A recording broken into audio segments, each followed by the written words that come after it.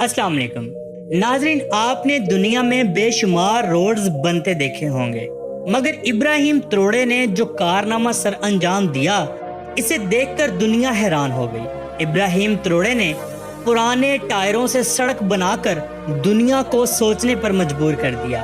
आखिर इब्राहिम त्रोड़े को ये ज़रूरत क्यों पेश आई? इस प्रोजेक्ट ने दुनिया के साइंसदानों और माहिरीन को हैरान कर दिया। इब्राहिम त्रोड़े किस तरह बर्किना फासो को ज़मीन से आसमान तक ले जा रहे हैं, ये सब हम आज की वीडियो में देखेंगे। आज की वीडियो इंतहाई ज़बरदस्त होने वाली है, वीडियो को आखिर तक ज़रूर देखें। नाजरीन, बर्किना फासो जिसे यूरोप और अमेरिका ने जूते की नोक पर रखा हुआ था, कीमती मादनियात और सोना निकाल कर इस मुल्क को कंगाल कर रहे थे। बर्किना फासो जो दुनिया के सबसे ज़्यादा सोना पैदा करने वाले मुल्कों में से एक है, जिसकी सड़कें आज भी कच्ची हैं। बारिशों के बाद कीचड़ में घंटों स्कूल की बसें, टैक्सियां, गाड़ियां, एम्बुलेंसेस और दूसरी ट्रांसपोर्ट फंस जाती थीं। इन तमाम हालात को मद्देनज़र रखकर इब्राहिम ने ये ठान ली कि कोई ऐसा हल निकाला जाए जो कम खर्च हो, देरपा हो और माहौलियाती हो। इसी पस मंज़र में पुराने रबड़ के टायरों से सड़क बनाने का मंसूबा सामने आया। जी हाँ, वही टायर जो नकारा होने के बाद कचरे का हिस्सा बन जाते थे, जिन्हें जलाने से जहरीला धुआं पैदा होता था और माहौल खराब होता था। इन तमाम टायरों को इब्राहिम त्रोड़े ने जिस जगह पर रोड्स बनाने हैं, वहाँ बिल्कुल एक जैसी तरतीब के साथ सब टायर रखे गए। इनके ऊपर खास किस्म का सीमेंट मिक्सचर डाला गया जो रबड़ से भी चिपक जाता है और हर तरह के माहौल यानी गर्मी और सर्दी को भी बर्दाश्त कर सकता है। नाज़रीन, माहिरीन का कहना है ये तरीका बहुत ज़बरदस्त और माहौल दोस्त है और इसका खर्चा आम सड़कों से 40% कम है, बल्कि ऐसी सड़कें बारिशों और ज़लज़ले के झटकों को बेहतर तरीके से बर्दाश्त कर सकती हैं। इस रबड़ की ये खासियत होती है कि ये हर तरह के प्रेशर को भी बर्दाश्त कर सकती है और जल्दी ख़राब भी नहीं होती।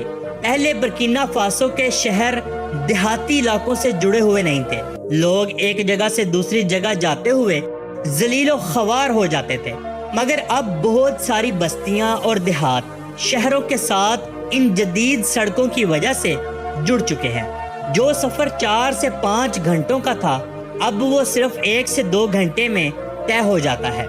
इब्राहिम त्रोड़े के इस प्रोजेक्ट से हजारों नौजवानों को रोजगार मिला है, जैसे पहले टायरों को इकट्ठा करना, फिर इनकी सफाई करना, इनके बाद इनकी कटिंग से लेकर रोड्स पर बिछाने तक। इन तमाम मराहल में हजारों नौजवान काम कर रहे हैं। बर्किना फासो की आवाम को अब अपने मुल्क में तरक्की का एहसास होने लगा है। तमाम नौजवान, बूढ़े, मर्द, औरतें अब इब्राहिम त्रोड़े का साथ दे रहे हैं। कुछ गैर मुल्की इंजीनियर्स ने यह मशवरा भी दिया है कि जो टायरों के दरमियान खाली जगह है, इनके अंदर खास किस्म की प्लास्टिक और पत्थर रखे जाएं, तो रोड्स की मजबूती और भी ज्यादा हो जाए।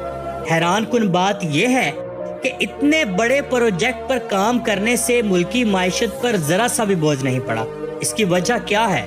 इसकी वजह यह है कि रोड्स बनाते हुए कुछ खास किस्म के केमिकल्स और मटेरियल को दूसरे मुल्कों से इंपोर्ट करना पड़ता है, मगर यहाँ नाकारा टायरों से काम लिया गया और मुल्की माइशत पर जरा सा भी बोझ नहीं पड़ने दिया।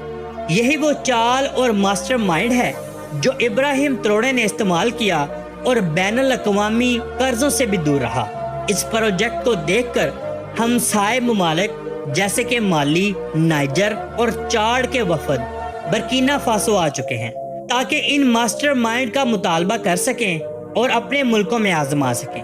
यूरोप और एशिया के बेशुमार मुमालिक ने इस तकनीक को सराहा है और कहा है कि अगर इस रोडिंग मॉडल को हर मुल्क कम ट्रैफिक वाले इलाकों में आजमाए तो पोल्यूशन से बचा जा सकता है और खर्चा भी कम होगा।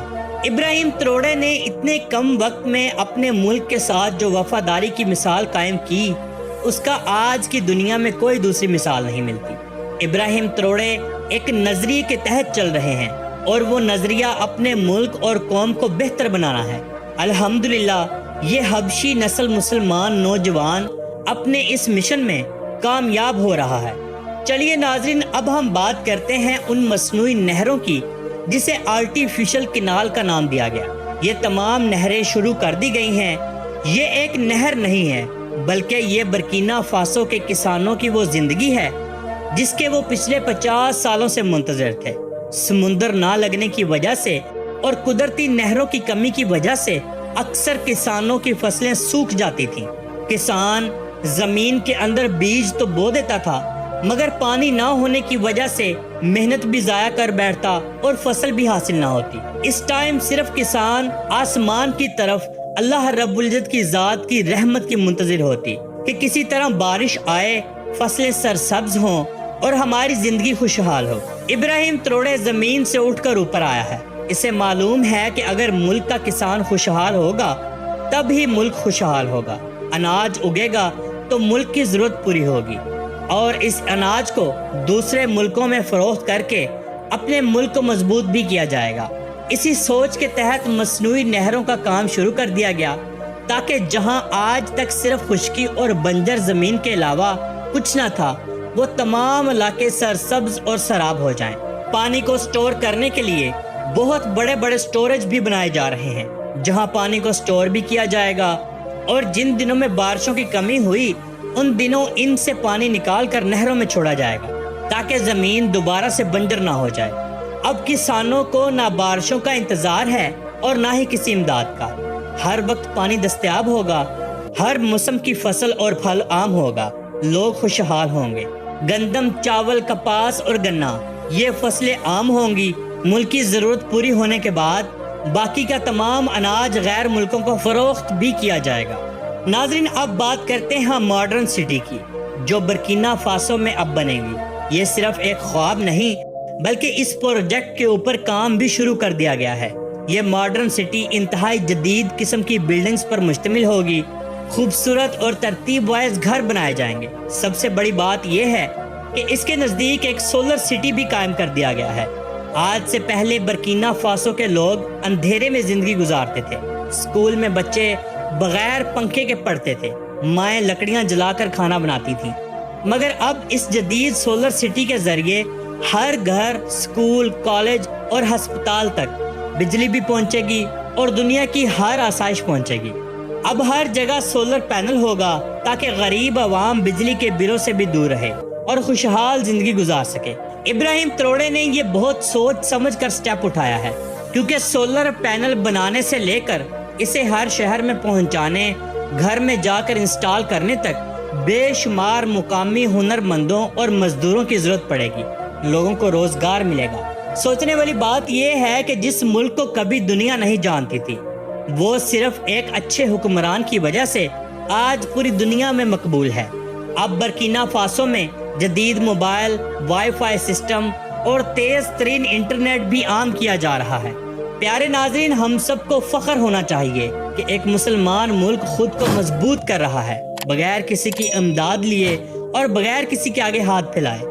اللہ رب العزت کی ذات سے دعا ہے کہ ابراہیم تروڑے کو اور اس کے ملک کو ہمیشہ اپنی حفاظت میں رکھے، آمین۔ تو ناظرین، یہ تھی آج کی ہماری ابراہیم تروڑے کے اوپر ایک چھوٹی سی ڈاکومنٹری۔ امید کرتے ہیں کہ آپ کو بہت اچھی لگی ہوگی۔ کمنٹ باکس میں اپنی رائے کا اظہار بھی ضرور کیجیے گا۔ تو ملتے ہیں انشاءاللہ اگلی ویڈیو کے ساتھ۔ اللہ حافظ۔